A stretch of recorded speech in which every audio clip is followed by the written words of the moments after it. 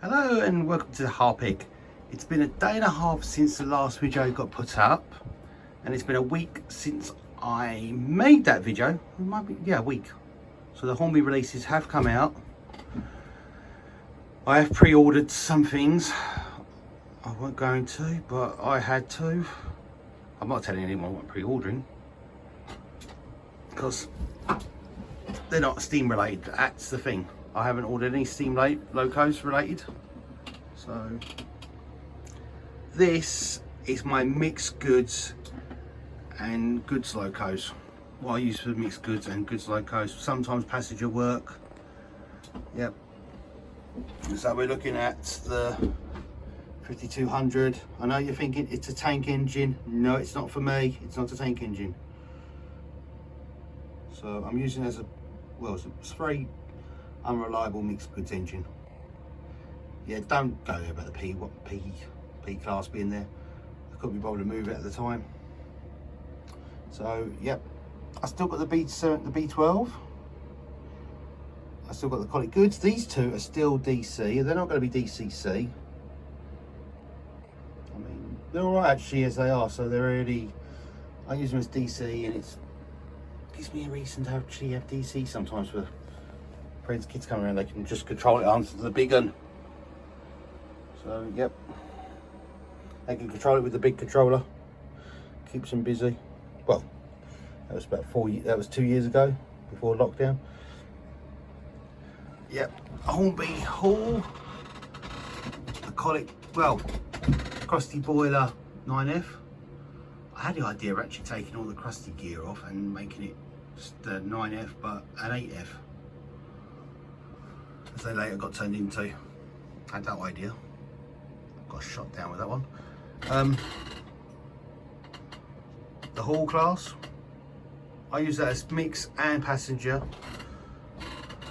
The Dapole 6300, that has cost me a lot of trouble. I mean, that has cost me a lot of trouble. I mean, the boiler dart was missing, so I've had to order new parts. The front buffers were missing. I've had to order bits for it. I mean, I actually got a list of bits. I've actually got bits. Yeah, I've actually got bits for it. I've actually ordered a load of bits for it. I even ordered, oh God, don't break that, Jason.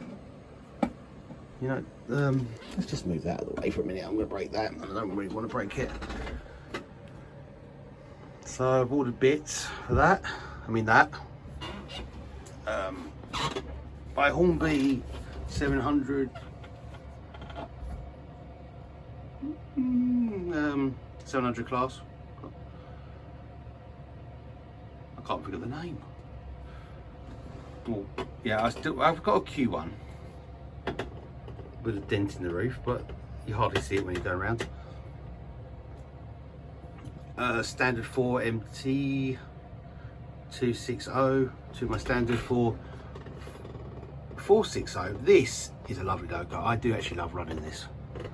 I mean, at the start, when I first got it, it cost me a lot of trouble. I mean, there was a missing pin, the pin fell out, it's somewhere in the layout still. And it went back to my local model shop. Ken sent it back to Backman to get fixed, and they did a brilliant job. They actually replaced every rod. All the rods got replaced, all the rods. So the rods on this side got replaced and the rods on the other side got replaced. I actually got told that one of the driving wheels got replaced. So it's a beautiful, it's actually a lovely loco. It's one of my favourites on the layout. And actually rephrase that, the Drummond 700 is one of my favourites. It's missing a part from the smoke box door. That's brilliant. I mean, if I had to get rid of all my locos, the Drummond, standard 4, maybe the Dapole, I'll probably keep them. I mean,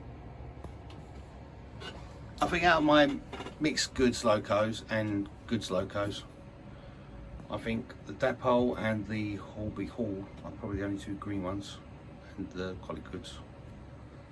I'd love to see a new College Goods come out, because honestly true, I would love to see a new College Goods. I mean, I did. Sorry. Yeah, I didn't mean to do that. No, I would love to see a new College Goods with a DCC connection. I won't do it myself. I don't trust myself that much. So that is it. That is all the Goods locos I own. And it's nice to actually keep a record of what I've got. So this Wednesday afternoon, that is all the Goods locos I've got. To be honest, a lot of them are Great Western. I mean, there's 1, 2, 3, 4, 5 Great Western, 1 NNER, about 3 British Standards, and 2 Southern region. I did look at buying another NNER standard. Well, NNER K, was it K1 or K3? I can't actually remember. I looked at one of them, but I don't know. It's a lot of Great Western locos. I mean, they're not designed, they're all sketched, aren't they, really, in real life? So the next video, and it'll probably be next Wednesday, will be my express engines. I actually have to get the King out. Oh, I don't like, that is something I don't like getting out, is the King. You take it out, you find something falling off it.